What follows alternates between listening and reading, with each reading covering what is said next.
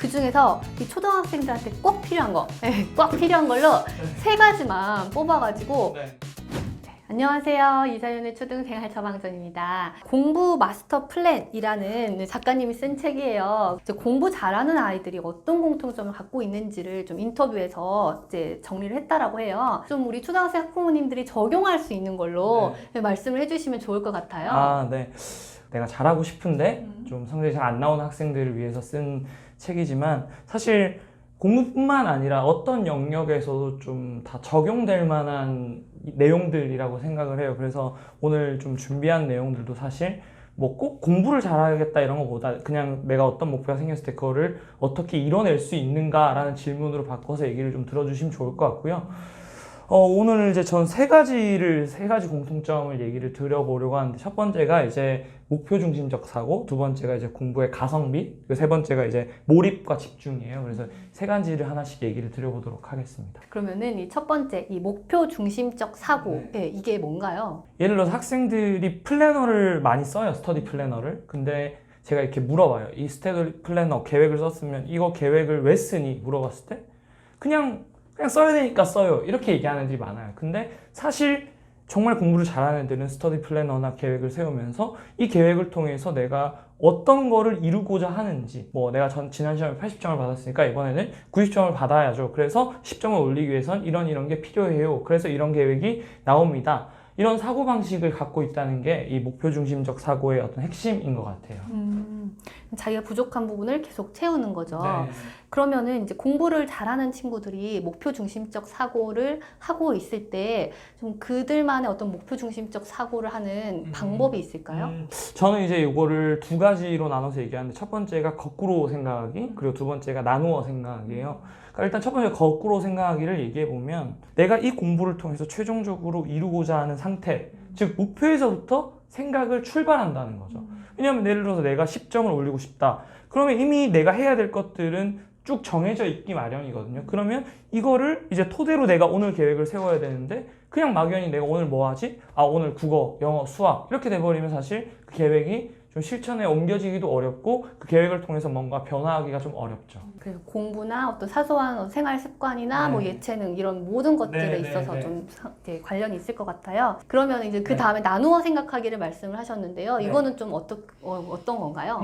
이제 이런 거죠. 목표에서부터 생각을 한다고 해서 결국 내가 오늘 뭐 해야 되는지까지 도달하기는 어려워요. 이게 엄청 할 게 많은 거를 결국 내가 소화를 하려면 이걸 최대한 잘게 쪼갰을 때 내가 소화를 할 수 있는 거거든요. 그래서 중고등학생 정도 되는 학생들이다 그랬을 때 1년의 목표가 있으면 1년 단위로, 6개월 단위로, 3개월 단위로 언제까지 어디를 끝낼 것인지 이런 식으로 중간중간에 기점을 최대한 나누고 내가 지금 해야 하는 것을 명확히 만들어서 거기에 집중할 수 있다라는 점이 좀 제일 중요하지 않을까 싶습니다. 그러면 이 목표 중심적인 사고를 기르게 하기 위해서 이 초등학생 학부모님들이 아이와 함께 하면 좋을 거 한 가지를 한번 말씀해 주시면 어떤 게 있을까요? 예를 들어서 A4지 한 장에다가 왼쪽에는 내가 오늘 해야 될 게 뭔지, 오른쪽에 이제 뭐 시간대별로 내가 언제 할 것인지를 쓰게 하거나, 만약 이게 좀 어렵다 그럼 이거는 그냥 안 해도 되고요. 사실 중요한 건 내가 계획한 거를 실제로 내가 오늘 했는지 안 했는지, 그래서 내가 오늘 하루의 시간을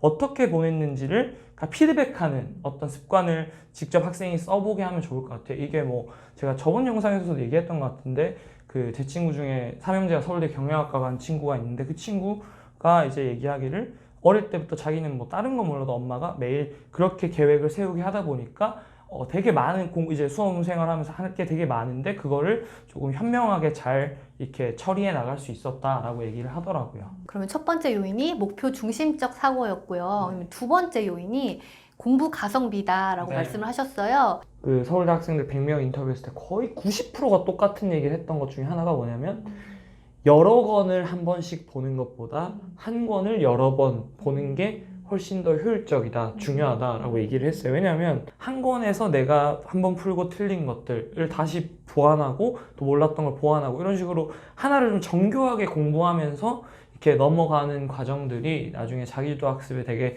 중요한 기반이 되더라. 그래서 이게 왜 많은 책을 보려고 할까를 생각하면 결국 사람이 불안하기 때문이거든요. 근데 다 가지려고 하면 사실 아무것도 가질 수가 없는 거죠. 그래서 선택과 집중이 좀 필요하다 생각을 합니다. 조금 더 효과적으로 공부 가성비를 높일 수 있는 방법이 있을까요?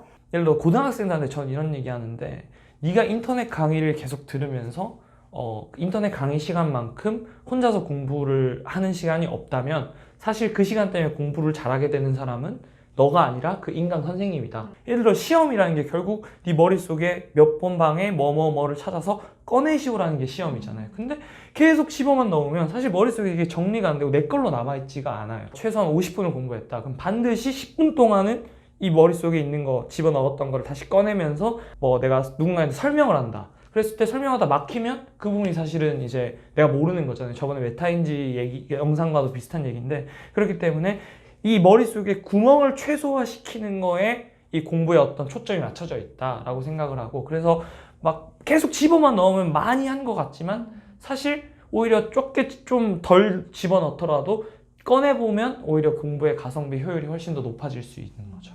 예, 그러면은 이제 세 번째 공통점 몰입이라고 말씀을 하셨어요. 이 몰입이라는 거 좀 더 설명해 주실 수 있을까요? 예를 들어서 나보다 뭐 수학을 좀 잘하는 친구가 있다. 근데 저 문제집 풀고 있다.